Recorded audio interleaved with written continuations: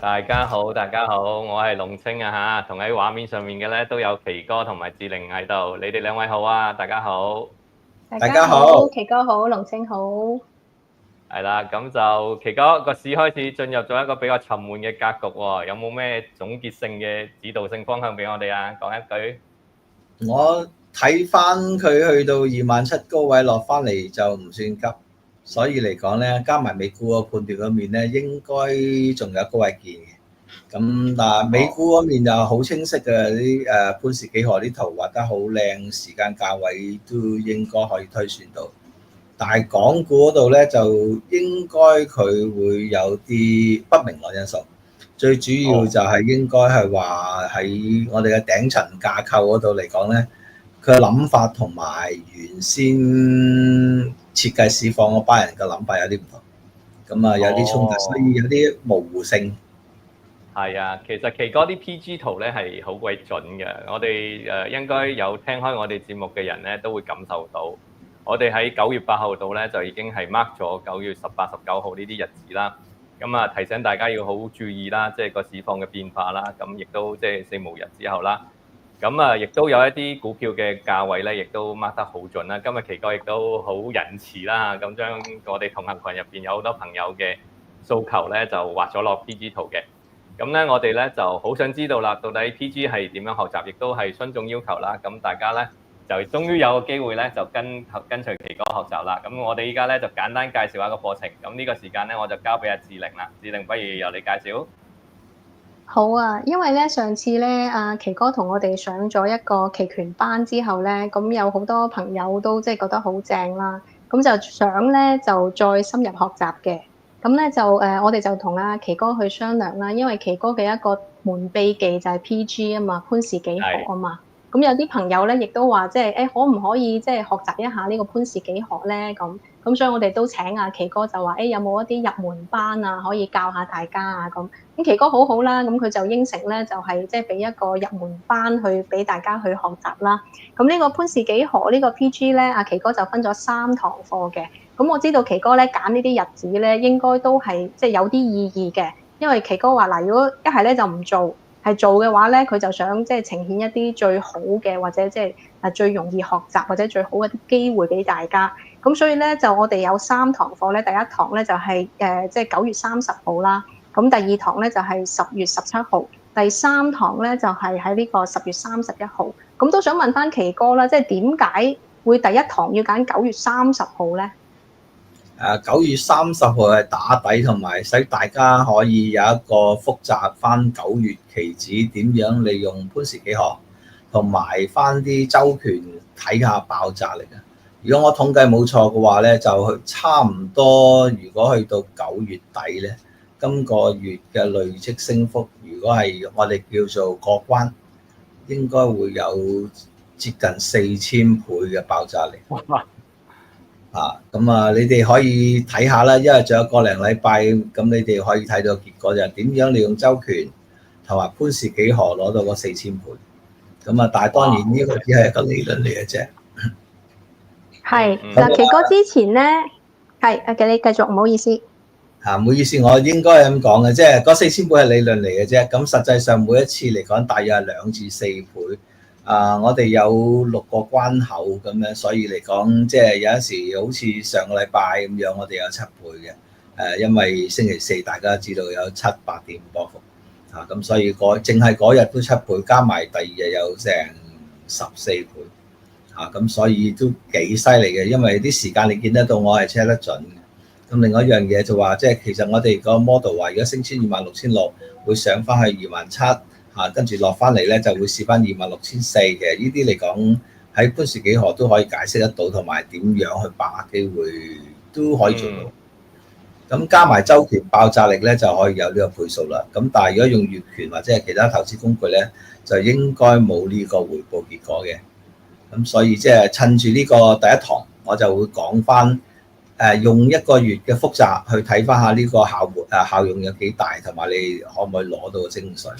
第二、第三堂其實我時間咧係我有啲諗法喺後邊嘅。第一嚟講係1個月中1個月底啦，其次嚟講就係我預計嚟講月中或者月底咧就牽涉到我哋10月份嘅 key day 咁應該會有一個幾重要嘅作用。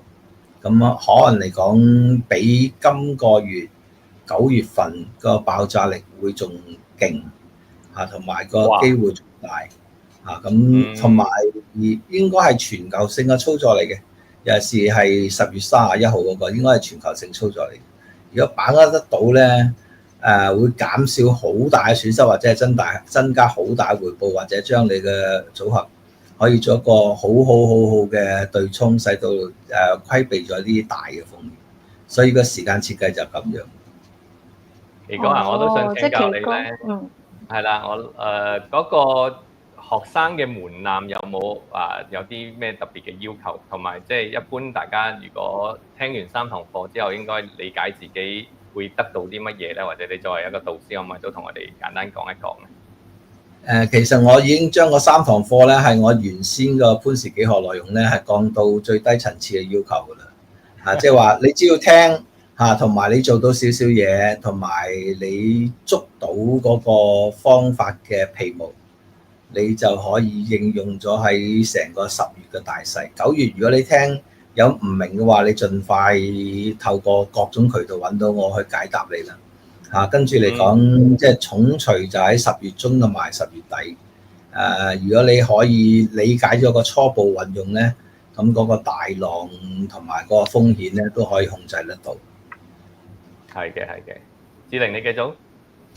係，所以咧呢啲日子咧，即係奇哥係揀過嘅，同埋咧我哋之前咧即係聽你啲節目都知道咧，你啲 PG 咧即係畫嗰啲圖係好準噶嘛。咁但係即係我哋初學者，我哋唔識得畫嗰個 PG 噶嘛。咁奇哥係會教我哋畫 PG 啊，定係點樣樣咧？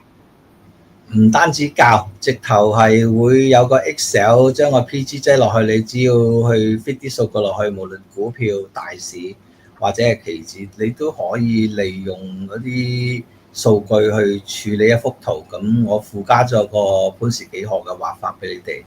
你跟住啲高低位去拉，你就會可以做到嗰幅圖，你咪可以了解到係點做咯。咁做唔到，你都可以拉下，都會有收穫嘅，好得意嘅。哦，即係俾埋工具我哋去畫嗰幅圖出嚟，跟住你教埋我哋點樣睇嗰幅圖。係啦，冇錯。哦，咁好好喎。志玲，你講埋個時間同埋個價錢，跟住我哋就去我哋今日嘅課程。好啊。好啊，嗱，咁我哋同阿奇哥商量過噶啦，咁咧就呢3個日子啦嚇，9月30、10月17同埋10月31號咧，呢3堂課都係喺當日嘅下晝5點15分到呢個6點45分嘅，咁當然係可以重溫啦，咁一路到個重溫係一路到2025年嘅11月30號，即係話11月30號之前咧，你可以無限次咁樣重溫呢3堂課啦。咁呢3堂課咧就係一個整體嘅一個系列收費嚟嘅，咁就係9888。咁大家咧就如果係要報名嘅話咧，咁就係要入我哋同行群喎，因為我哋會喺同行群嗰度咧先正係有一個即係報名嘅鏈接俾大家喎。咁所以都要麻煩阿龍 Sir 你將我哋個係啦呢個左上角啦，就係我哋呢個龍青小助手嘅微信 QR code。咁大家咧用微信掃一掃個 QR code 咧，小助手通過咗你，跟住咧就會拉你入去我哋嘅同行群啦。咁我哋同行群咧，其實應該今日做完節目咧就會發呢個。係啦，咁同行群之後咧就可以幫手我哋嗰個睇翻啦。呢條線咧就斷咗，咁大家可以掃翻 QR code 啦。大家都好熟悉我哋噶啦。咁奇哥事不宜遲啦。係啦，我哋今日就繼續開始咯喎。咁我哋就唔好阻住大家時間啦，賣廣告賣咗成10分鐘。咁我哋即刻開始。咁奇哥聽唔聽到？聽到啊，好清楚。好，我哋繼續。咁我哋由外圍市況開始啦。咁聯儲局嘅議息就落定咗一下啦。咁9月19號就真係公布咗減息。咁嚟緊點睇咧？跟住係10月30號，即係香港10月30號晚。咁我哋講我哋教課程第3堂就喺10月31號，咁大家都知地點解㗎啦。因為嗰日嚟講就係我哋會知道嘅議息結果，咁一定係同個市況好有關係。咁所以我哋會分析點解會用議息咧。雖然大家可能唔係好習慣，佢1年得8次議息嘅啫。但係嗰啲語息咧，你會留意翻，佢唔係按照香港嘅結算，就係按照美國嘅結算時間去設計嚇。咁所以嚟講，雖然係年年一樣，但係就有一半牽涉到美國結算，有一半牽涉到香港結算。咁你10月31號牽涉到我哋香港結算啊？哦，一般係話係6個禮拜議息一次啊嘛，即係個半月度啊嘛，係咪啊？係咯，差唔多1年8次啦。係啦，1年8次。咁嚟緊嗰10月底就咁睇翻個預測嘅話，或者嗰個都係會減息嘅話，係咪啊？都係3.75到4厘係比較多嘅概率係會中。係啊，依間已經有90%預計10月30號晚就會有減息0.25厘，跟住到12月11號都會有一次減息，又係0.25厘。依間個確信率都去到76%，所以都應該係同事實相差不遠啦。係嘅。咁就議息之後啦，我哋亦都講過啦，黃金嗰個走勢亦都好強勢啦。咁一路上個禮拜奇哥話或者前個禮拜啦，奇哥話你心目中有一個目標價，但係就一路都冇開埋底嘅。咁依家點睇咧黃金？有啲讀者都好醒啊，都差唔多估到我個目標價係幾多㗎啦。咁我又唔會開估嘅，因為呢啲即係叫你去賭啫。同埋黃金唔係我主要嘅考慮範疇，但係黃金係標示住咗啲避險資金係點諗嘅，咁所以其實佢會係好有參考價值，所以我哋一定會將議息係會牽涉到錢銀走向，黃金會牽涉到避險資金嘅諗法，我哋會將佢一齊分析。我自己喺黃金嘅睇法話，佢未見高嘅。佢仲有最後一陣性，原先設計係到今年年底，大因應該褪早到11月底，最早咧就可以去到10月中，即係依間估計10月中，即係10月17，甚至係10月31，都會係黃金嘅關鍵時候嚟。大家記住個時間啦。雖然奇哥冇俾我哋一個目標價咁，但係咧個時間咧係褪早咗㗎嚇，由年底褪到11月底，再褪到10月中到10月底咁樣嘅一個關鍵位置、關鍵時間。咁關鍵位置大家就小心啲啦。避險資金依家點樣理解黃金咧？或者點樣透過黃金嚟理解避險資金依家做緊咩咧？其實所謂避險資金，我相信係啲大戶托高，等將來美國出現明顯風險，啲錢轉去避險資金嗰陣時咧，佢哋就割禾青啦。所以啲黃金托好咧，係等發生咗一個需要規避風險嗰陣時，就會將啲錢一移入去咧，就幫佢哋喺高位置接貨啦。係咪意味住如果美元大弱勢嘅時候，就會係有呢一下出現咧？即係美元同黃金同步走弱嘅機會係大嘅。係啊，冇錯。咁即係應該所謂同步都可能會爭咗半日一日。OK，咁大家留意住啦。咁連半日一日，奇哥都提埋我哋啦。咁我哋繼續向下行啦。咁就呢度咧就 WTI 油價一路奇哥都係比較偏淡嘅，但係就前提係呢個特朗普已經完成咗佢個本地供應鏈或者個廠即係工廠嘅建立。咁依家都未似係一個明顯嘅弱勢喎，係咪啊？因為最好嘅消息未出啊嘛，最好嘅消息就話真係以色列停火，跟住嚟講，佢所謂落實咗工廠佢只係設計咗供應鏈，同埋喺政府之下投資咗某啲佢認為必須要投資嘅工業或者係我哋叫高科技行業。咁真正設廠增產用美國工人其實係未落實。即係係一個長時間嘅佈局。係冇錯。最近就睇到 Intel 啦，即係接連即係受到美國嘅政府幫助底下咧，就即係由政府入股啦，跟住就Nvidia 又入股啦，咁可能都係呢啲比較科技類嘅一個佈局係睇到嘅。咁但係真正要好多需要工人嗰啲咧，就未慢慢嚟。咁奇哥啱啱就講咗話10年嘅一個佈局嚟嘅。咁好啦，我哋繼續睇翻啦。HIBOR 係咁夾高喎，我諗供樓人士又捱咗一棍悶棍啦。雖然 Prime 係下跌咗，奇哥點理解啊？因為如果你睇 HIBOR 咧係夾高咗啦，即係話如果咁講，應該係有啲諗法出現咗，去改變咗上層思維，使到佢諗住即係挽救香港同埋國內地產嘅諗法咧，佢覺得緩和咗危機，所以佢唔想抌太多錢去維持香港 HIBOR 喺個低位。咁但係我哋又發覺一樣嘢喎，雖然係咁，但係港匯喺今日好明顯強好多。哦，下一幅圖呢度係喎。係啦，即係你見美匯其實冇乜點喐嘅，佢係略為反彈咗之後，但係跟住嚟講，我哋港匯咧呢兩日咧，尤其是今日咧係一個大幅嘅強勢，又去接近翻強方保證個位啦。係喎，咁係咪有資金流入咧？係因為又有新股啦，同埋同翻最後一陣部署就話中美雙方元首將會直接對話嗰度，即係喺到韓國嗰面、南韓嗰面去做一個直接對話。有呢個部署度嚇，咁所以即係話啲錢認為後市比較安全，就移咗去香港，應該係喺短期之間有利翻港股嘅。哇！咁呢一個連續3幅圖結合嚟睇啦嚇，HIBOR雖然係飆高咗，咁但係咧港匯咧係突然間強勢咗，而美元係冇乜明顯反彈嘅。咁喺呢個過程當中咧，我哋啱啱就奇哥講咗啦，APEC 期間咧中美元首咧可能喺韓國嗰度會對話啦。咁市場有少少憧憬喺度，咁亦都將啲資金調配咗落嚟港股呢度。咁有冇話邊一啲股票係特別有資金流入㗎？順便問一句啊嚇。如果環球性去睇啊，晶片股啦，咁另外就係醫藥股啦。但係如果係用翻我所知佢哋嘅作風係應該大型國企係有利啲。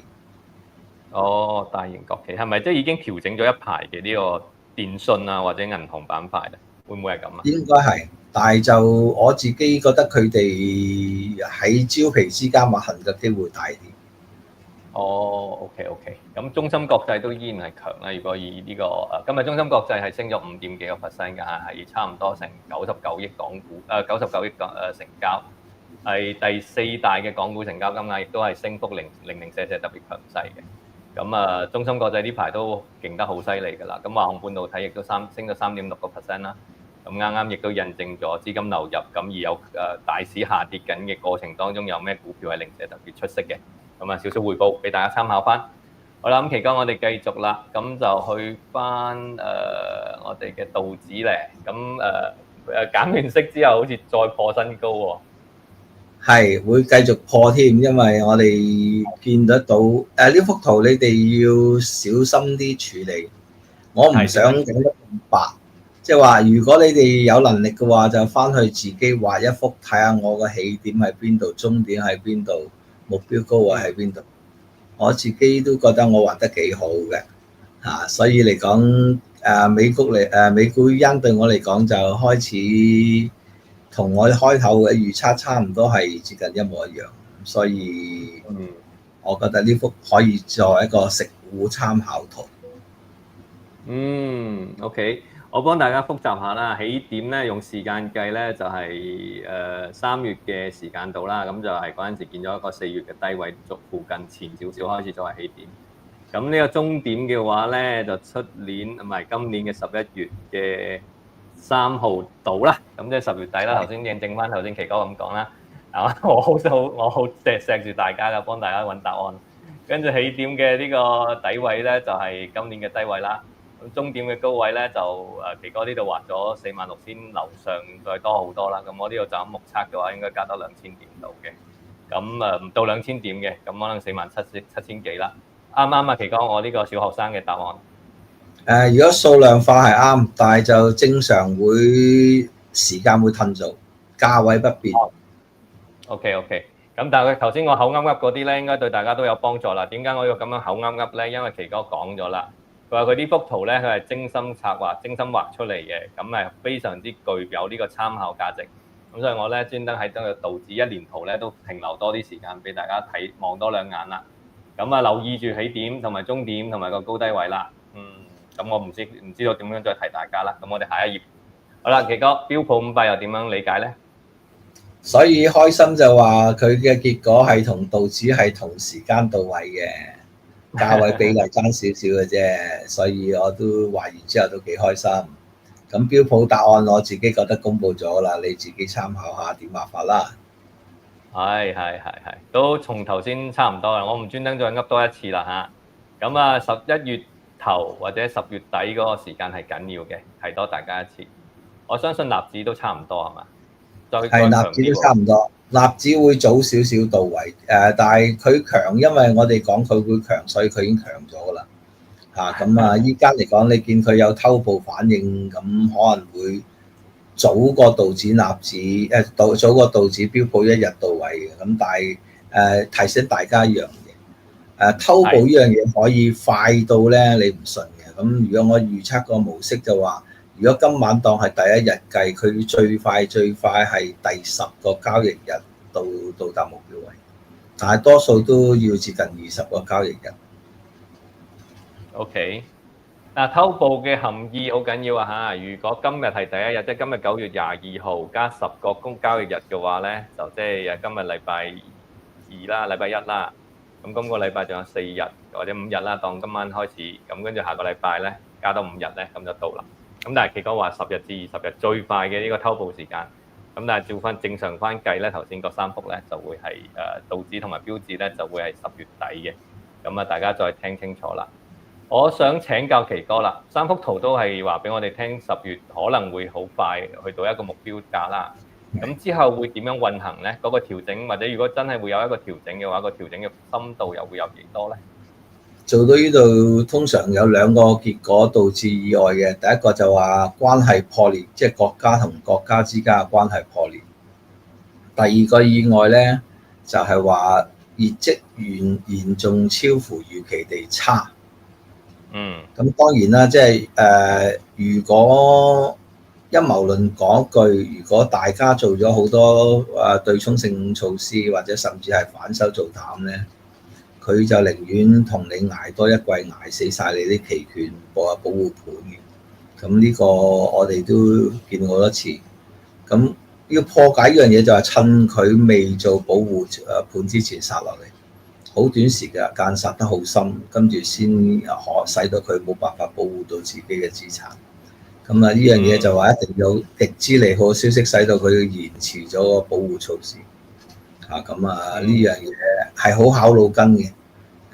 我就覺得美股嚴重超買咗好耐，好長，講緊3、5、7年嘅時間㗎啦。咁但係遲咗一鑊，但係你點樣可以做到個環球性嘅恐慌咧，同埋點樣將個最尾輸錢啲人由美國人傳出嚟，就輸到去歐洲同埋亞洲咧？美國素有經驗嘅，你睇翻啲25年歷史，你就知道美國咧玩呢啲好熟啦，10年一次大咁啊5年一次大。咁啊，如果你用翻呢間嘅時間，依家叫25年，應該等於7年、28年會好少少。但係即係你要記住一樣嘢，27、28年係咩時間咧？特朗普退潮時間。係啦。佢未必會喺嗰段時間靠呢啲嘢去揾到好多錢。提早做嘅話咧，佢仲可以多一樣嘢，因為佢最大嘅回報唔係沽空環球股市啊，係最大回報係冧晒環球股市之後喺低位買翻晒翻嚟嘅。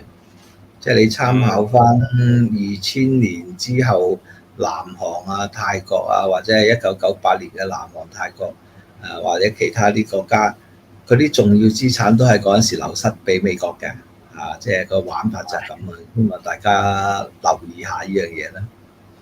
我哋如果冇記錯嘅話咧，就啱啱澳洲有個記者咧就訪問特朗普，咁就話你想任半年多啲嘅時間咧，又搞咁多商業化嘅嘢，咁賺好多錢喎。咁特朗普就惱羞成怒啦，咁就即係話你會有好大麻煩，你會有好大麻煩，你嘅國家都會有好大麻煩。即係期間我哋都要小心講嘢。我哋啲細翳仔得個萬幾人睇，冇所謂嘅。OK 啦，你未退啊，我哋小心啲。咁但係即係講一笑啫，咁但係即係其實大家要留意啦，即係當你如果喺個權力嘅巔峰嘅時候，你有咁樣嘅機會，如果你又有咁樣嘅工具，你又有咁樣嘅權力，咁如果你有咁樣嘅部署咧，我覺得係順理成章啦。咁換言之，大家如果有細心聽嘅話咧，頭先嗰啲係幾好嘅一啲參考角度啦，咁大家可以諗翻啦。咁但係真係好難喎，其實個博弈關係咧，其實你又要諗多一陣。喂，我個保護盤做好未咧？或者大家嘅保護盤做好未咧？做好咗咧就預咗可能佢會褪多個季度。如果唔做好咧，先至會跌。咁其實即係呢下係有冇啲咩工具係可以觀察到嘅咧？其實我自己就話唔好揾頂沽，你沽唔到頂嘅嚇。咁咧，我哋啲潘氏幾何有一條藍色線，點解要用嗰條藍色線？就話佢頂回落翻嚟，真係大跌嗰陣時，喺重要嗰日就會跌穿條藍色線嚇。咁所以通常跌穿條藍色線嗰日咧，收市喺下邊咧，係唔係都走咗去，還是一定有位偷得翻㗎啦嚇。用住呢個諗法咧，通常10次有9次都避得開呢種要事故。咁你有2樣嘢可以做啦。第一，你就報名奇哥嗰個潘氏幾何個期權班嗰個潘氏幾何班啦。咁就啱嚟緊咧，就9月30號咧就會第一班㗎啦。咁麻煩大家咧，如果有興趣咧，就加入我哋嘅龍青同行群啦。咁同行群嘅小助手咧會拉你入群。咁喺左上角呢度咧有個標誌啦。第二樣嘢咧，你想知道嗰個藍色線喺邊度咧，亦都可以睇我哋嘅節目嘅。一路 keep 住睇我哋嘅節目咧，我哋都會時不時同大家講翻嘅。咁我相信呢樣嘢咧，就算你唔參加課程嘅話咧，我哋都會即係願意同大家分享嘅。好啦，咁我哋繼續啦，奇哥，睇下先啦，我哋落翻嚟。好，立子延長咗時間啊，因為我想提高我哋嘅質量，所以有多啲對話。好啦，即係外圍方面嘅 A 股啦 ，A 股又點睇啊，奇哥 ？A 股係部署向上飽鑊勁嘅，咁但係即係佢重貨咗成3個禮拜爆上去嘅力度應該都可觀嘅。我自己認為佢有70%以上機會係爆上，所以我做呢個模式都係睇上多啲。係，呢個威力都好似好大喎，儲力都儲咗好耐咯。係啊，因為即係撳住咁耐就為咗壯大嘅聲勢，去使到兩個首長，即係兩個首腦會談之前，好似好多 supporting，即好多支持度嘅嘢，彰顯自己嘅面子同埋國家嘅面子。放煙花啦，係啦，冇錯，咁嘅意思嘅。係嘅。好啦，咁我哋去翻我哋期指結算啦，翻嚟港股啦。咁期指結算嘅 PG 圖，奇哥呢一個咧已經係9月嘅第3個禮拜啦。咁今個禮拜或者今個月會點樣結算咧？或者你點樣理解咧？最尾一升可能都要捱到結算之後，咁但係佢應該會反彈翻上去更高位置，跟住等10月大爆上嚇。咁我就相對睇好。咁但係當然啦。我有條紅色線嘅，留意下跌穿咗，可能我講啲嘢就快地嘅啦。咁即係。係咪即係呢條啊？我喺度 highlight 緊呢條啊。係，咁但係就唔好睇到最尾嗰3日，但係最尾嗰3日多數會跌穿紅色線，但係無傷大局㗎啦，即係結算之前。我想請教奇哥咧，呢條紅色線點嚟㗎？點解會突然間出現喺我哋呢個4分圖入邊嘅？係成個月嘅波幅斜率。但係呢個係做咗個7分比例咁詳細嚟講高級班嘅內容，但係就即係我就唔會話要教你高級班嘢，你可能學10幾個鐘頭之後先知道做紅色線點嚟，所以畫出嚟就算啦，你明白就明白㗎啦。明白。咁就嗱，大家留意住啦。我哋今次咧10月份咧9月底到10月底咧，就第一次嘅4個半鐘頭就提供緊俾大家啦。有興趣可以留意我哋嘅節目啦，去報名奇哥嘅 PG 班。好啦，期權盤路8月28號有我哋前個禮拜好似都有過呢一頁嘅，咁但係奇哥有冇咩補充啊？都冇乜補充，佢嘅極端價位向上嘅話就係28,000點，呢個就應該係我哋下個月嘅目標。你見到目標要諗一諗，係咪繼續追上去？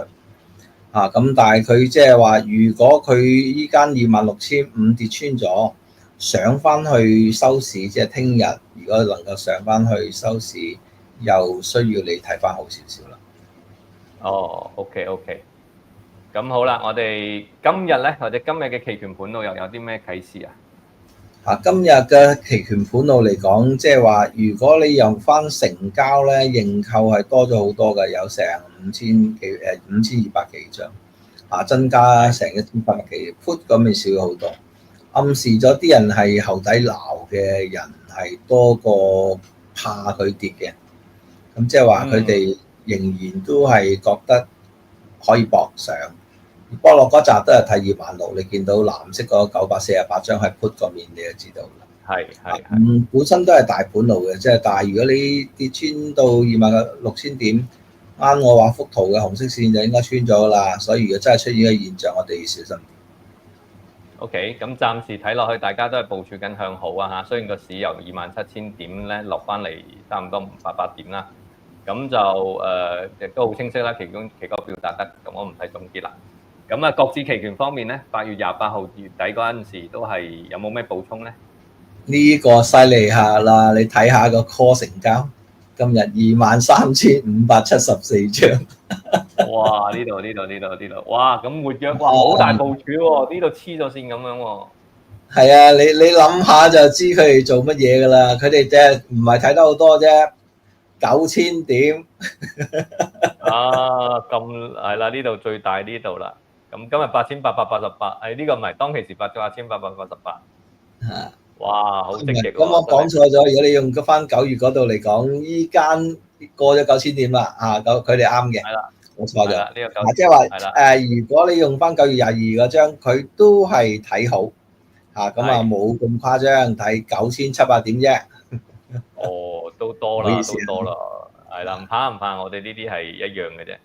好啦，咁大家睇翻啦嚇，總結翻恒指同呢個國指嘅期權咧，嗰個 call 嗰個成交咧係明顯係增加咗，大家都係低位度部署緊嘅。咁結合翻頭先上證指數嗰個圖嘅話咧，咁亦都醖釀緊突破啦。咁事件方面咧就有呢個即係中國嘅元首、中美嘅元首之間嘅會面嗰度咧，有一啲可能會比較振興嘅嘢可能會發生啦。拭目以待啦，大家繼續留意啦。咁期指方面嘅高低位有冇咩啟示啊？期指方面高低位嘅 key 就正如我哋2個禮拜之前嘅預測，就係18號啦。咁722點幅度，咁同埋創咗高位27073，落翻嚟。如果係睇翻咧，就好難超過27073啊！喺結算之前。咁但係就下個月就應該好輕易就突破咗上去嘅啦。哇！開心。咁就但係你都頭先都提過下，就係話今個月如果唔跌穿條紅色線嘅話咧，咁基本上都會挨近個高位收結算啊嘛，係咪咁嘅意思啊？係，應該喺266樓上結算機會大。OK，好。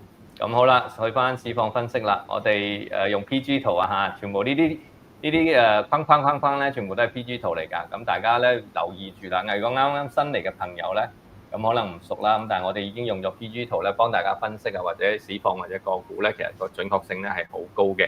咁 PG 圖係個咩意思咧？就係潘氏幾何嘅意思啦。咁 P 咧就係潘啦。咁潘氏嘅意思咧就即係潘玉琪先生，即係我哋嘅訪談嘉賓阿奇哥啦。咁佢自己研發出嚟㗎嚇，咁呢個咧我有少少古仔講俾大家聽嘅。呢個咧即係我因為識到奇哥好多年，咁奇哥咧就喺呢個過程當中咧有啲樽頸位嘅，或者叫瓶頸位啦，咁就一路突破唔到，咁竟然咧喺夢入邊咧就即係突破咗出嚟，咁類似有啲即係宇宙能量啦，咁咧就幫佢突破到呢個難關嘅。咁我記得有歷史上面有呢啲咁樣嘅感應嘅人咧，就係100幾年前有個鏡叫特斯拉嘅。咁佢咧就發明咗交流電啦，咁即係冚低咗呢個愛迪生嘅直流電啦，呢個亦都係一代嘅一個奇人嚟嘅。咁所以咧 PG 圖嘅應用咧，我跟咗奇哥10幾年㗎啦，咁我就見到係好準。咁家陣咧，我哋咧有個 PG 嘅課程啦，咁希望大家有興趣參加啦。咁頭先我哋亦都有個龍青小助手嘅一個 QR code 啦，咁大家掃一掃咧就會有啲詳情。咁要報名亦都係只能夠喺我哋嘅同行群入邊報名嘅啫，咁我哋冇喺呢度有公開嘅地方俾大家報名㗎啦。咁就好啦，我哋係呢個時間咧，我哋就睇翻幅圖啦。咁奇哥呢個恒指2年圖咧點睇啊？其實佢預計咗去到結算之前咧，會橫行少少，偏高少少，但係應該唔會跌穿條我哋叫對角線，即係由左下至到右邊上邊嗰條對角線咧，係應該唔會咁。呢個就所以同啱條紅色線異曲同工嘅，如果你大家留意下咁所以即係話應該唔破27,000個高位，但係嚟緊嗰4-5日就會反覆向好少少。哦，咁幾好，大家可以我哋嚟緊放假幾日，咁啊可以放心先去旅行啦。咁就國指嘅話咧，亦都係類似咁樣嘅圖喎，但係有少少褪咗位喎，係咪啊？你講？係啊，國指會褪少少，就係原因係因為國指個諗法同埋即係香港嗰啲啲基金經理或者係啲投資人嘅諗法有少少唔同。佢哋應該係有內幕消息話，即係中美元首見面之前或者係當時會有啲好消息，所以佢哋幾高興地係咁加碼上去嘅，即係呢排都見到嘅。係咯，晾住咗都唔係好肯跌。嗱，睇翻恒指嘅話咧，都叫做肯跌翻少少，但係都其實差唔多。咁但係就都係個總邏輯都唔會偏離太多啦。咁所以頭先奇哥亦都講咗一句，啲資金流入嘅話咧，我八卦問多一句咧，就都係一啲國企央企為主嘅。咁大家可以留意翻國指可能會唔會強勢過恒指咧？奇哥你覺得？我自己覺得恒指一班人係醒目嘅，即係話你國指有咁嘅底氣升上去，恒指都會一齊發力去做上去，所以我相信都係叮當碼頭咁嘅比例。而家睇翻上去目標價位我都覺得係差唔多比例嚟嘅。嗱，大家如果想繼續問我哋兩位問題咧，我見今日嗰個參加者係多嘅，依家已經接近600人，咁但係咧大家好就住啊嚇，好專心聽我哋講課。咁但係咧，我都提翻大家啦，一陣咧我哋好快咧主動輸出完結咗之後咧，大家如果有咩問題咧，就麻煩打翻喺我哋嘅一個留言板嗰度，咁啊志玲咧就會幫手問問題嘅。如果大家冇問題嘅話咧，我哋今日咧就會結束㗎啦嚇。咁所以我提翻大家，如果你哋有咩問題嘅話咧，就留翻個留言板嗰度話翻俾我哋知啦。咁好啦，國指我哋亦都講咗啦，我哋繼續向下行。科指咧，科指點理解啊，奇哥？科指嚟講調整幅度有限啦，因為開始有啲領頭羊咁，你隻9988真係犀利嚇，逆市升咁都係勁。估計我哋成日話佢藍德蒙，即係話呢陣最尾一陣升浪，一定都係以佢做一個引子或甚至係主力係升上去。咁其他反而傳統我哋炒開3690嗰啲未必得。呢度我哋認下威啦，咁因為咧我哋好早之前咧就講咗，無論奇哥定係我哋嘅單獨節目咧都講咗個科指咧係會喺即係9月頭嗰陣時，我哋已經講咗話會破今年高位嘅，咁就好明顯啦。今個月咧就由阿里巴巴啦、呢個騰訊啦，跟住連百度都大升上嚟啦，跟住中芯國際啦，呢幾隻大嘅股票咧帶動底下咧就明顯跑贏咗恒指嘅。咁今年以嚟咧，科指亦都升咗差唔多40%嘅，咁係一個好強勢嘅指數嚟嘅。咁係咪後市都會繼續上咧？未見頂嘅喎，係咪咧？我應該我係會估計佢會再破頂，但係即係佢今次個頂位同埋星期四嘅頂位可能會差唔多，會高，肯定高少少咁，但係唔會相差太遠。OK，好，咁我哋9月份咧就唔會睇得太淡，10月份咧大家留意住會強勢破頂啊！即係講係咁講啊，大家參考下好啦，唔作出任何投資建議㗎嚇。好啦，好多今次奇哥好啦，我覺得咧就因為我哋同行群入邊啲人咧就留咗好多言，咁有啲人咧就叫我哋分析比亞迪啦，有啲人咧就叫我哋加呢樣嗰樣啦，咁我哋咧奇哥即係都好，咁就全部都基本上都應晒嘅。咁所以今日咧多好多個別股票嘅 PG 圖分析。咁好啦，麻煩奇哥開始啊！阿里巴巴咁大家如果你睇250蚊咧，就可能失望啦，因為150蚊都未到。咁但係200蚊咧，我自己覺得爭少少到嘅。咁呢個所以佢升幅仲，我自己覺得仲有一陣。當然佢會有好多好消息啦。係啊，好多投行都俾晒 upgrade 晒佢啲目標價，180蚊、190蚊，大有人在。咁亦都見到呢度成交係突然間放大咗好多，奇哥，即係真係好多資金去追入去，北水亦都係咯。咁所以呢一陣咧，慢慢係啦，大家繼續睇落去啦。咁反而相對嚟講咧，京東就冇乜特別起色喎，係咪啊？有冇咩啟示啊？呢度？開始叫反彈㗎啦，咁但係即係相對翻佢啲領頭羊700啊、9988啲，佢就應該都相對上弱勢。係唔好期望佢破頂呢隻。破頂係好遠啊，180蚊啊！好啦，我哋繼續，我哋美團啦，美團再弱啲，美團個基本面我就同大家分析過，咁啊比較睇淡啦，咁都俾人鬧咗一輪嘅，咁但係即係真係弱就真係弱嘅，冇辦法。如果喺 PG 圖上面，忠言逆耳啊！我自己喺技術走勢，我哋都晨早已經放棄咗呢隻，幾乎次次都提㗎啦。咁仍然嗰句我都係話，即係你唔好以為市升，最尾佢都會升嘅，反彈都冇乜力嘅股票。其實係㗎，因為如果你睇翻佢呢個位咧，呢個平台位咧係講緊恒指嗰陣時，可能都係25,000點㗎咋。但係恒生指數已經破到27,000咧，其實佢都係喺嗰個位嘅下低，所以都弱勢股 alpha 係有 alpha 嘅弱㗎，咁所以揀股票有時都真係要小心啲。好啦，我哋嘅股王騰訊，奇哥 PG 圖點理解？上一堂噏咗700蚊，700號睇700蚊咁我相信唔到嘅，爭幾蚊啦。係啦，698蚊咁啦，係嘛？咁大家就升係一定有佢份啦，但係要記住一樣嘢，當佢浪嗰陣時咧，其他跌咧，佢最尾就會追翻個跌幅。呢隻古怪就係在於呢度。有個人Bonnie 啦 ，Bonnie Lam 咧，我幫阿志玲問下問題啦。Bonnie Lam 咧就問呢個700呢啲位加唔加得倉啊？奇哥，我就得啖笑先。咁你答咗先啦。我睇下你手腳快唔快啦。我就覺得哇，都仲有好有吸引力，就有成40蚊。咁但係問題你真係一嘢喺半日之間跌40蚊，你走唔走得切先？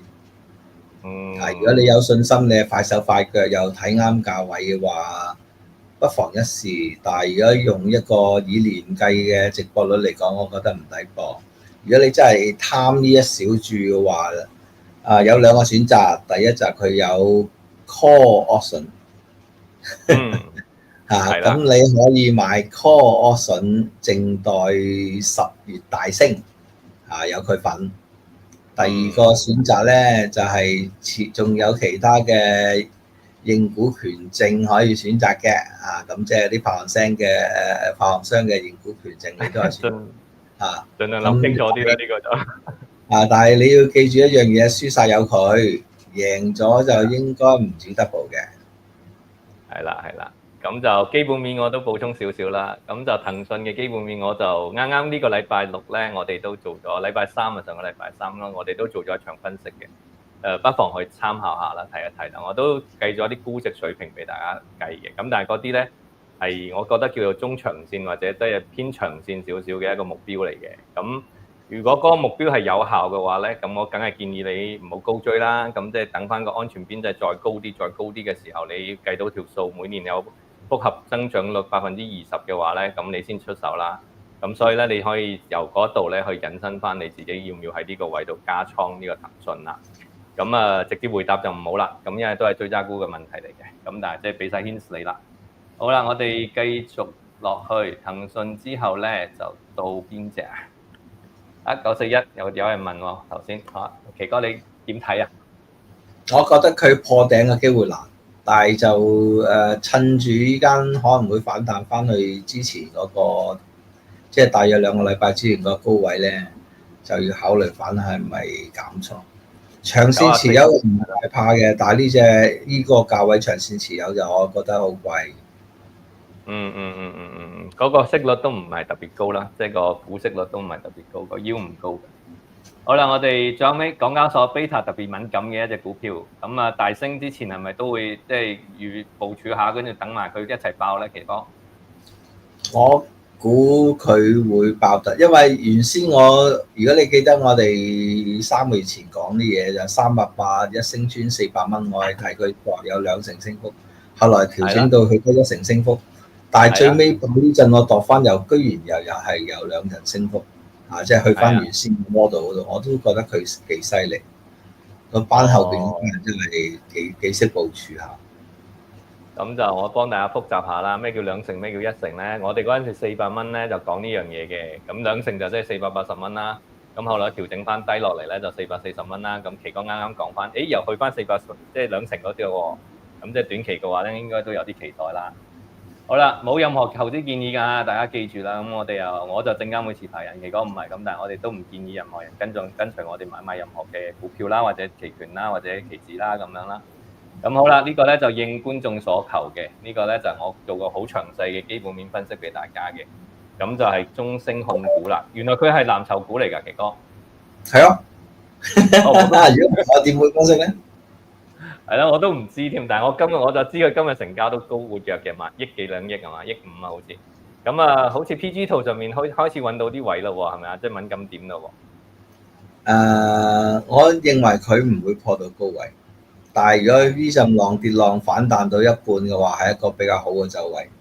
基本分析佢係唔錯，但係技術分析嚟講，我自己覺得啲人唔覺得係可以持重倉嘅股票。係，咁冇問題嘅。我哋呢個基本分析嘅話咧，亦都建議都係大家咧睇翻長少少時間啦，1年半載咧就應該都夠㗎啦。咁我哋出年3月份再睇睇佢下半年嘅業績啦。咁咧，我覺得應該可以到時再去理解翻長線嘅角度啦。好啦，PCCW 呢個其實大家個波幅咁細，收下聲咪算啦。咁敏感嘅咩？原來要，奇哥點理解啊？呢隻你翻查翻盈科收購8號仔嗰陣時負資產，佢捱到今日開始正資產就派翻高息。但係所謂高息就話，當佢股價升到咁多就唔係高息啦。咁呢個你大家要諗清楚嘅，因為買得呢隻股票嘅絕對係希望佢有翻一個固定嘅利息派發，同埋係好似未回歸之前嗰個8號仔咁年年俾翻8至12利息，我就長嘆咁，但係即係價錢落翻啲先講啦。咁依家嚟講高追為咗息口，我唔覺得係明智嘅諗法嚟嘅。睇個圖嘅話，有冇機會回到邊個位咧？我幫大家計埋個息率啦，咁啊等大家可以參考下啦。奇哥睇個 PG 圖有冇咩調整嘅目標咧？睇淡，我比較睇，因為嗰班人太叻啦，佢哋知道自己做緊乜嘢咧，趁價高轉一轉身咁，所以即係就算個市真係上到28000、29000，佢應該破唔到頂之餘，佢都唔會彈得太高。OK，咁即係有冇機會落翻5蚊樓下咧？我直接啲問一句。我講咗你哋可能會心痛。絕對有，我哋會走貨咪得咯。絕對有，絕對有。OK，咁啊大家留意住啦嚇，我唔再追問落去啦。咁但係即係食息一族嘅話咧，留意住佢舊年派末期息係0.2848啦，中期息係0.0977啦。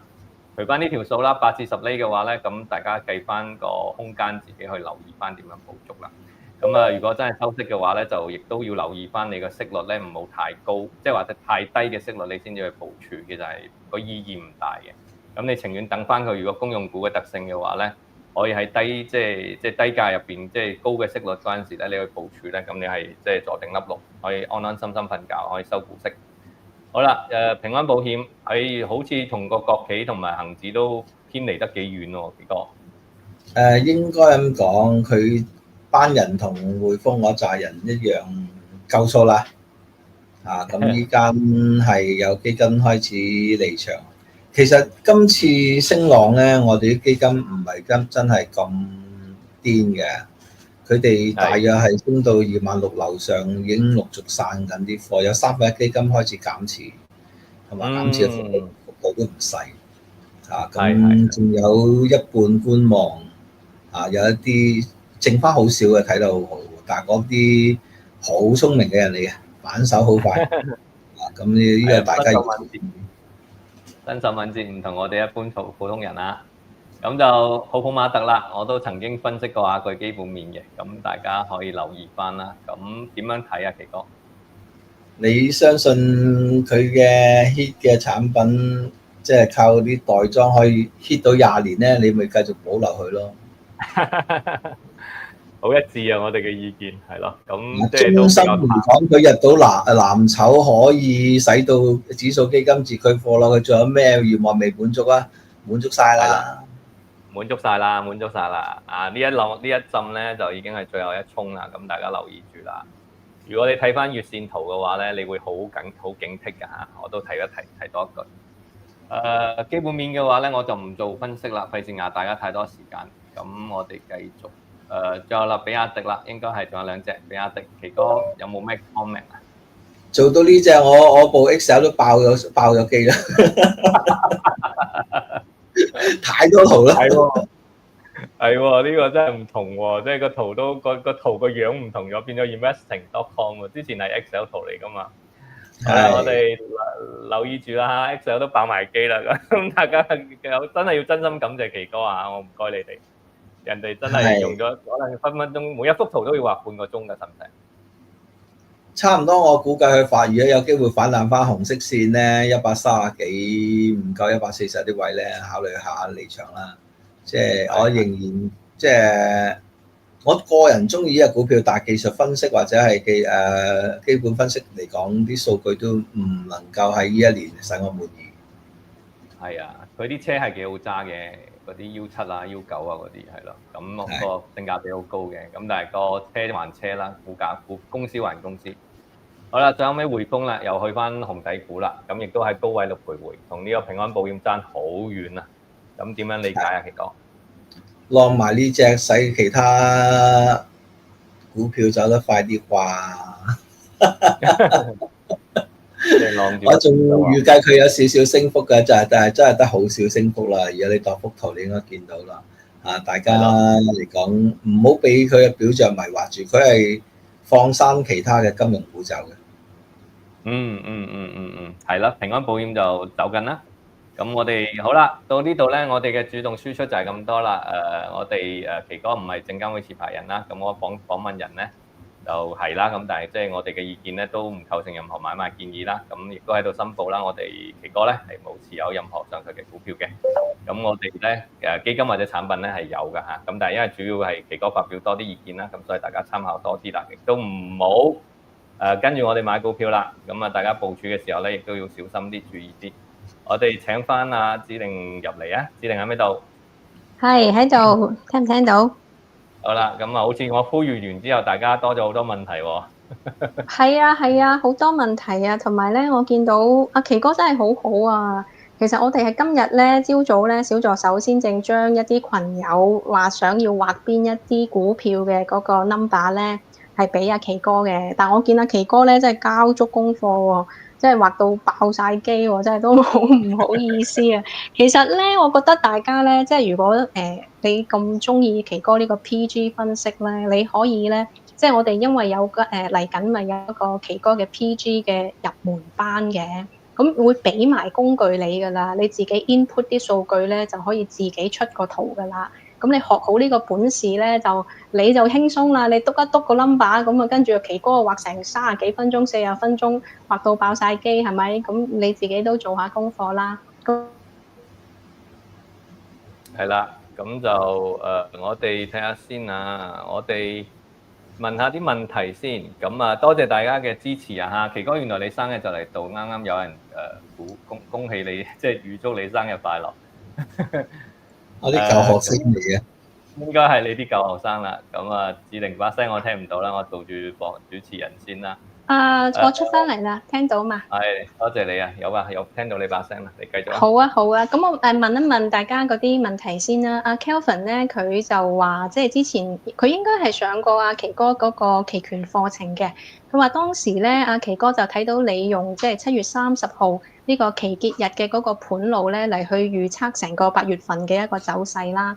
咁跟住佢再 follow 你9月初嘅節目嘅時候咧，佢又見到你咧就有用8月28號嗰個結算日嘅盤路啦，同埋9月8號嘅盤路啦，去 forecast 9月嘅走勢。咁佢咧想你可唔可以展開講一下咧嗰個邏輯啊？佢話其實淨係用嗰個月結日嘅嗰個盤路嚟去預測未來一個月足唔足夠咧？定係話我哋要即係不斷咁樣去更新嗰啲盤路嚟去做分析咧？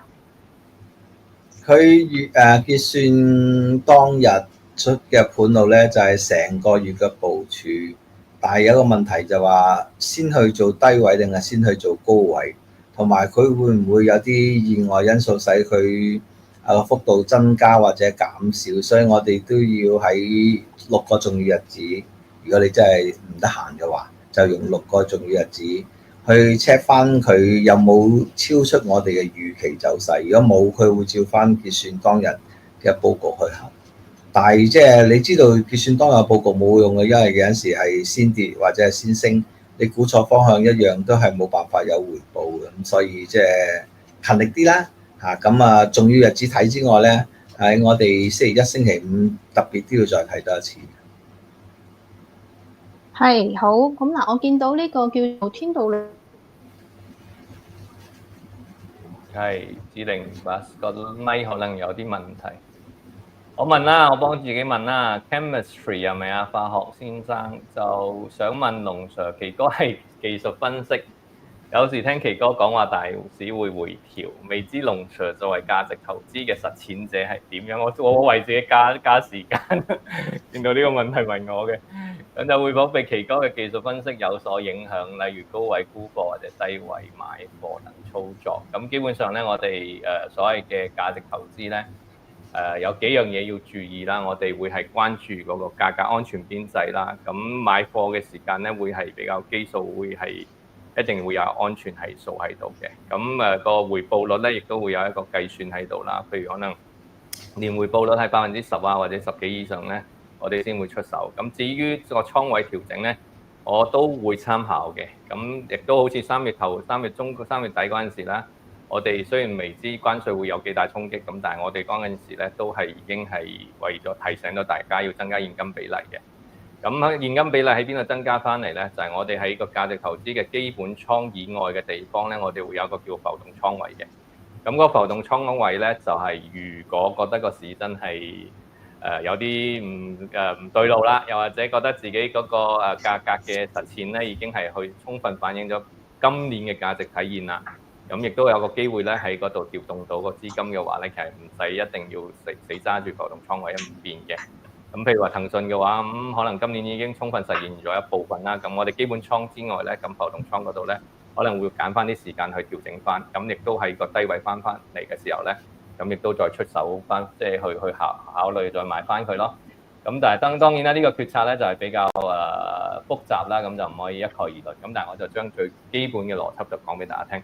如果上個禮拜六嘅話有聽我哋嘅課堂嘅話咧，其實亦都會知道我係好具體將呢樣嘢咧就講俾大家聽嘅。咁喺新意網嘅分析嗰度咧有一個好詳細嘅我哋嘅倉位點樣出入。咁我哋嘅學生應該都或者我哋部分嘅學員咧應該有聽到㗎啦。指定翻嚟未？係喺度。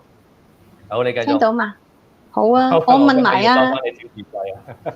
我問埋啊 chemistry 咧，其實都係問翻阿龍 Sir 嘅呢個問題嘅。咁我估啊 chemistry 可能真係冇聽我哋上個禮拜六嘅嗰個課堂嘅。不過我都即係幫大家問下啦。佢話即係而家咧升嘅就係 AI 啊、雲業務啊、半導體啊呢啲 beta 味好重嘅股票啦。反而嗰啲收息股啊、嗰啲 alpha 概念比較重嘅股票咧就唔升反跌喎。龍 Sir 你點自處啊？我不知幾開心，我好開心喺度等緊一啲優質嘅股票，提供緊一個非常之優質嘅價格俾我。有啲錢你賺到你就去賺啦，有啲錢你賺唔到咧就唔使恨嘅。咁我哋今年咧已經賺咗好多錢㗎啦，即係個 percentage 話。咁我哋咧就唔係每一筆錢我哋都想袋落袋嘅。咁我相信有啲去追高即係沽低嘅嗰啲咧，咁其實唔係我哋價值投資實踐者想做嘅嘢咯，係啦。好啊，我問翻啊，剛剛想問啊天道輪迴嗰個問題嘅時候，你就聽唔到我講嘢啦。佢就話咧，今年啊4月7號嘅時候，環球股災啦，港股單日咧跌咗3000點。佢話奇哥話，其實喺你個 PG 圖裏邊咧，其實係咪一早就會有提示嘅咧呢樣嘢？唔係嘅，我哋有條救命線就係條 R 線，佢啱好跌3000點之前一日跌穿咗，所以條救命線就救翻我哋一命。但係你話可以預計到，我自己覺得話事後一定預計到，但係如果事前嚟講，我哋啱好避到。係好嗱，我見好多朋友對阿奇哥你嗰個 PG 班都幾有興趣喎，都想問翻你喎，即係呢個 PG 嘅入門班啦嚇，潘氏幾何嘅入門班咧，呢個朋友啊 OP 就問啦，佢話期權新手咧適唔適合報讀㗎？就算唔係新手，在初嗰啲都適合報讀嘅，因為最主要就話淺有淺嘅聽法，深有深嘅聽法。我會比我正常嘅班係淺翻2個階，即係正常你哋只要有中學程度，識中文，廣東話要優嘅，即係唔可以唔識聽廣東話嘅，就應該會明白多啲嘅。想參加呢個期權班嘅話咧，就掃一掃呢個右上角嘅 QR code 啦。咁就個期權班同行群嘅 QR code 嚟嘅。咁有咗同行群咧，先至可以報到名㗎嚇。係啊，其實我剛剛就係想，可能我把聲冇出到去，我剛剛就想咧就話，即係大家咪成日嗌奇哥畫呢個畫嗰個咁樣嘅。咁其實你咧學識咗，即係呢個 PG 點樣自己畫咧，識得點樣睇咧，其實你自己都會識得分析㗎啦。咁即係好過樣樣都要指意阿奇哥嘛，奇哥一個星期先出嚟見我哋一次啫。咁你自己識畫，咪日日都可以畫咯。咁阿 Start 咧就問啦，佢話如果學畫呢個 PG 圖咧，除咗有呢個電腦之外，仲使唔使買其他裝備嘅咧？你要有 Excel， 呢個真嘅，即係話冇 Excel 嘅話，你自己搞掂呢個問題啦。基本上係呢個 software 係必須，而呢個 software 同我哋利益係冇乜關係嘅，因為大家知 Excel 係邊度嚟㗎啦。係，好似之前用 Bloomberg 都得㗎喎，不過 Bloomberg 就好貴咯，嗬。Bloomberg 每個月2萬蚊啦，仲要1300年約，考慮清楚先好做啊。係陰功啊！係繼續指令。咁 Excel 就好簡單啫，應該個個都有㗎啦。咁所以呢樣嘢真係係啦，咁啊，指令個咪又斷咗啦。Chemistry， 我記得上學期奇哥呢個頻道係暫停，上星期我同奇哥出咗去玩啦，咁所以咧我哋咧就暫停咗呢個節目一陣嘅。好啦，奇哥好，風係嘛 FUNG。上次節目提及16號左右要步步為營，目前嚟看10月底之前係咪可以大膽啲咧？多謝奇哥。將升一定升到你唔信嘅。咁所以即係我自己覺得唔掌握佢啊，有啲嘥。但係個問題，我度翻個幅度又冇我想象中咁勁，即係話有冇升3000點啊、6000點啊？我覺得問水啲，3000有啲機會，6000點唔使諗。咁喺呢個情況之下，即係拋物線上升呢樣嘢，只不過係一個拋物線開端嘅上升，唔足就有啲浪費。捉咗就有個風險要識落車，咁唔好太大貪地睇3萬樓上好高，即係你話破歷史新高你唔好諗啦，3萬樓上有一線機會，但係我自己覺得個機會不足以為咗呢個目標去定立，咁我只係睇28000、29000。如果你記得我最初第一次、第二次我係講26600、28800咧。其實真正嘅潛台詞好似極端價位咁係26600到28800。哦，幾好。就嗰個26600到28800啊，極端價位。咁我記得以前我哋前輩都同我哋講啦，上帝用你要令你滅亡咧，咁就必先令你瘋狂。咁當大家都好瘋狂，覺得個牛市絕對係牛市嘅時候咧。希望大家記得我同奇哥喺呢度咧，就即係有喺度不斷 warn 住大家啦。咁兩手準備就好啲啦。咁即係如果唔信嘅話，都做兩手準備啦。咁就會輕鬆啲嘅。就算有乜嘢3長2短嘅話，希望大家都過到平平安安過到嘅。咁指定翻嚟未？係喺度。要俾翻主持俾我啊嚇！真係唔好意思。阿 Lawrence 咧，佢問啊，國慶假期期間咧，咪冇北水嘅，咁會唔會影響到我哋嗰啲盤路分析㗎？奇哥，盤路分析唔會太影響啊，因為因期權成交好低嘅，所以即係盤路嚟講喺北水嘅影響之下唔會太多咁，但係就盤路嚟講咧，只係一個可以提醒我哋嘅工具啫，同我條 R 線一樣，我都覺得係兩者都要經常參考住。但係你話靠佢嚟做買賣咧，就不切實際。好啊。係啦，阿 Maggie 咧，你問咩中路折返喺邊咧？我唔知道你具體問邊幅圖啊，所以我都唔知道點樣問好。我驚都係答非所問。咁我問阿龍 Sir 啦，因為呢個比較早前咧，有個唐人街呢個朋友咧，我發覺咧，我哋睇呢個 YouTube 嘅朋友咧，其實有3類嘅。我都講講，一類咧就可能真係淨係睇我哋 YouTube 節目嘅啫，一類咧就喺我哋同行群嘅群友嚟嘅。一類咧就真係我哋嘅會員朋友嚟嘅，所以你哋問啲問題咧都會好唔一樣。咁唐人街我估你咧應該係睇我哋 YouTube 嘅啫。咁佢就話啦，阿龍，係啊，又斷咗啦。佢梗係好想俾呢個主持人費用我啦。唐人街，等我揾翻你出嚟先。我聽到，聽到啦，你講。繼續。係啊，佢話9926點睇啊？我哋坐緊艇好耐啦，咁樣。9926你冇理由坐艇嘅，我唔知道點解你會係坐艇啦，因為我哋係好緊要咁樣喺80蚊樓下嗰啲位置就同大家分析咗嗰個大藥王嗰個出現嘅機會啦。咁我肯定不斷即係三番四次都提醒大家，千祈唔好高追，千祈唔好高追。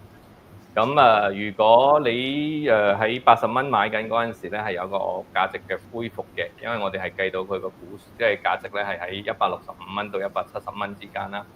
咁去到你170蚊或者160蚊去追入嘅話咧，你就買緊成長嘅。咁成長呢樣嘢咧就唔係確定嘅，咁但係即係多數都會成功嘅啊！即係雖然唔確定咁，但係基於基本面分析咧，我哋都相信佢多數都會成功嘅。咁但係即使係咁啦，我哋都唔建議大家去高追啦。咁所以個坐艇嘅關係喺呢度，呢個第一啦。第二嘅話咧，任何股票咧，我哋嘅持有啦嚇，或者價值投資嘅實踐咧，就係透過一個組合嘅管理去處理嘅。咁就唔會單一重倉某一隻股票，然之後希望自己一夜發達。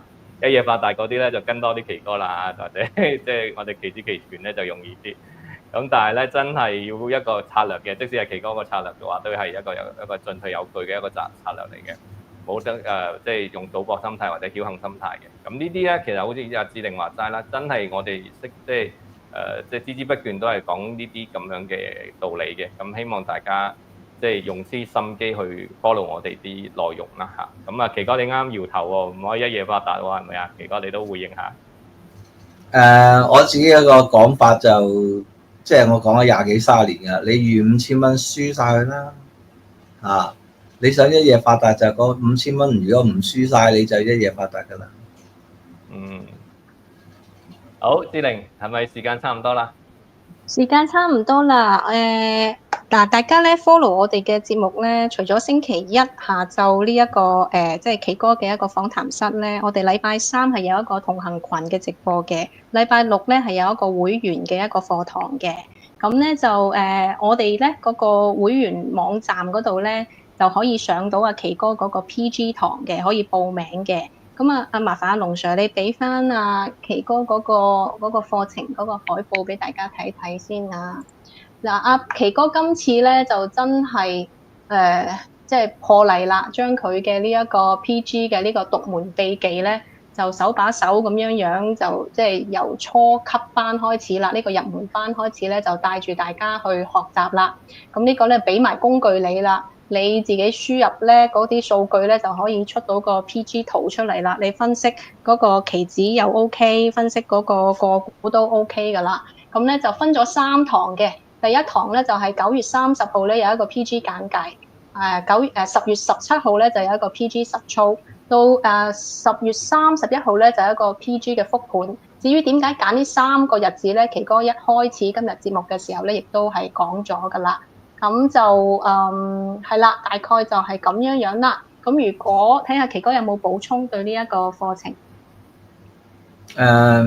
我覺得你哋唔好太期望聽到咩 number。咁但係我揀啲日子梗係有意思嘅。如果你警惕下自己呢方面嘅嘢咧，就應該達至我課程目的，就話你可以規避到一個幾大嘅風險。咁如果窺到呢個風險，你再學到嘢咧，我就開心啦。但係學到嘢有好多層次嘅。呢間係初階入邊嘅初階，但係佢應用層次好高嘅，因為佢可以直接應用到你可以做得佢度到位、度到時間可以賺到錢嘅模式。即係話中間理論你唔好理太多，你淨係可以做到個分析。呢個就係呢個課堂設計模式，即係話用最低級嘅知識去掌握一個可以行之有效嘅方法。咁呢個就所以中間會好多嘢會冇咗，但係嗰啲嘢需要你花好多時間同埋腦筋去明白嘅。我盡量去將呢啲嘢簡化咗，使到你能夠喺短3堂入邊可以學到應用嘅層次。係啊，同埋咧就大家係有好多時間可以去反覆睇嘅，即係嗰個呢3堂課咧一路到11月31號之前咧，大家都可以無限重溫嘅。好啦，咁我哋今日時間就差唔多咯。好啦，多謝大家啦！如果想報期嗰個課程嘅話咧，攞上個 QR code 啦，咁麻煩大家掃一掃 QR code入嚟報名啦。咁啊，多謝大家嘅支持，咁啊多啲點讚我哋嘅節目啦，咁我哋會不斷輸出好好嘅內容俾大家嘅。咁啊，今日到呢度啦，咁啊多謝，拜拜奇哥，拜拜志玲，拜拜大家，拜拜，唔該晒，唔該晒，拜拜，多謝志玲，拜拜。